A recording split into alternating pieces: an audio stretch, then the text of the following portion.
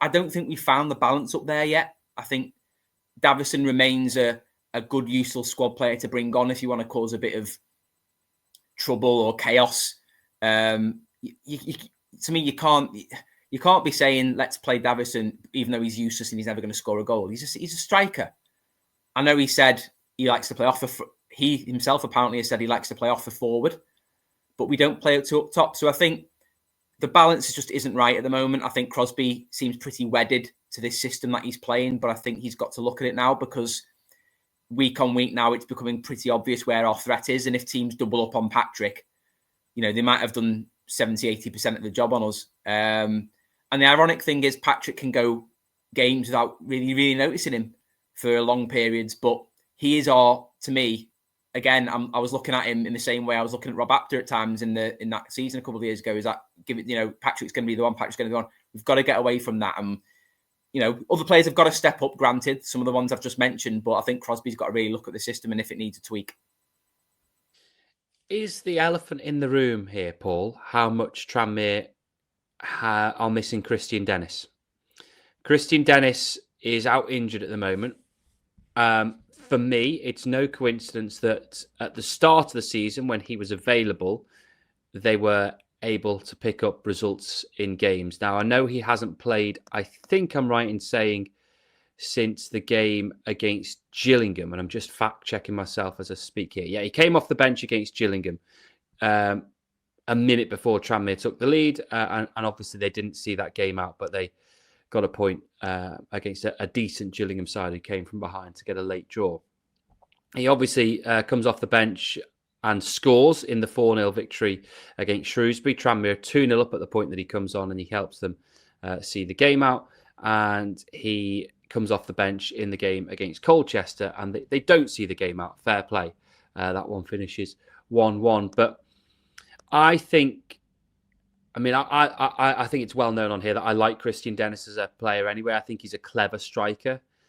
And if you give the ball to him in the right area, he will more often than not hit the target. Certainly more often not than when you compare him to the other strikers Tranmere have available, Joe Ironside accepted, because I don't think we've really seen what he's capable of yet. But what I do think with Christian Dennis is he is better at running those channels, doesn't necessarily have the legs for it, but he's better at harrying the defender and being in the kind of right place to force a mistake or force the defender to kick the ball out of play instead of pass it easily to their central defensive partner. And I think he's probably better at holding the ball up and laying it off than Josh Davison. And therefore, if you are, as Tranmere have largely been this season, ahead in a game and are attempting to see it out with a slender lead, I think he is probably a better option than Josh Davison. But he's not available at the moment. And I wonder if that is the reason why Tranmere are failing to see games out or failing to win as many games over the last month is because they don't have Christian Dennis available. I might be wrong. There'll be people listening to this. I know there are people listening to this who think he's absolutely useless. But that's my opinion from what I've seen. I think it's a fair point. I don't think he's absolutely useless. I'm probably not as high on him as you are, but I think that's fair. I think he's certainly, got the highest football IQ of the strikers. I mean, Ironside, again, like you've just said, I don't think we've really seen enough, certainly playing to his strengths to judge yet. If I'm comparing him to a Josh Davison, who I think was summed up really with one piece of play on Saturday when he ran the length of the pitch, chased a guy down, won the ball back. Patrick got set away. There was a scramble in the box. I think Patrick overplayed it, or his shot was blocked, and then he completely air kicks a presentable chance in the box, and that's him to a T. He's going to cut. But do we want chaos? Not when you 1-0 up. You want to be controlled in the game, and I think you've just alluded to it there. That's what Dennis would do.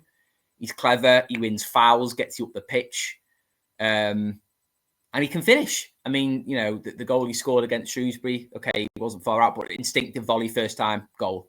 He can finish. He's probably our best finisher from what we've seen. So, yeah, that is probably that's probably another factor. You defend from the front, and you just knew they were getting out too easily. They were allowed to sort of go long, and I know people will debate on Saturday whether the subs were correct. And I didn't hear any boos for Turnbull when he came on, but if that was the case, then that's obviously really disappointing.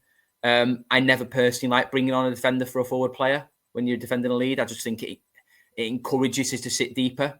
And I've seen so many times. I remember once Shrewsbury away on the Rob Edwards when we were 1-0 up late. And I forget the big defender we brought on now, but we took a forward off. And by the time I'd gone to the toilet for a wee and came back up, we were 2-1 down. Wasn't Clayton McDonald, was it? It might have been Clayton McDonald, yeah. I don't know where I've dredged that from. Yeah, that's a great shout. And I think he jumped for the same ball with another defender. And I just think that's not a slight on Turnbull, but I just think bringing another defender on at that stage, I just think I've never liked it. I'm not saying that's the reason we conceded. It was a good finish. I've just never liked it. So I think I do honestly think it's a variety of things. It's ingrained now. You can bet your bottom dollar if we're 1-0 up on Saturday with 5-10 to go. Every fan in that away stand and even the players will be thinking, oh, here we go. Just, you probably will become nervy. Players might start slashing at things and the longer this goes on. And the ironic thing is, I thought we were a team that was brilliantly set up to defend Leeds in the summer because you look at we've commented the spine. All right, McGee's now injured, but I mean, he couldn't be more experienced. Then you look at the likes of Smith and Brough. They've seen it all at lower football league level. Smallwood certainly has. Dennis, when he plays, has. Ironside has. That's a spine. It's experienced spine. They should be able to see out a game. And for whatever reason, we're retreating deeper and deeper. And, whether goal... It's hard to say goal scoring is an issue because we've scored in every game, I think. So, on the one hand, I'm sitting here thinking we're not killing teams off, we're not scoring enough. And on the other, we've scored in every game. And some games you could have scored multiple more. I mean, the Salford one, again, Patrick should score. He should have a hat-trick in 10 minutes. So, yeah, it's really frustrating. I mean, ultimately, Matt, at the end of all this, we're not deserving to win the 3 points as well.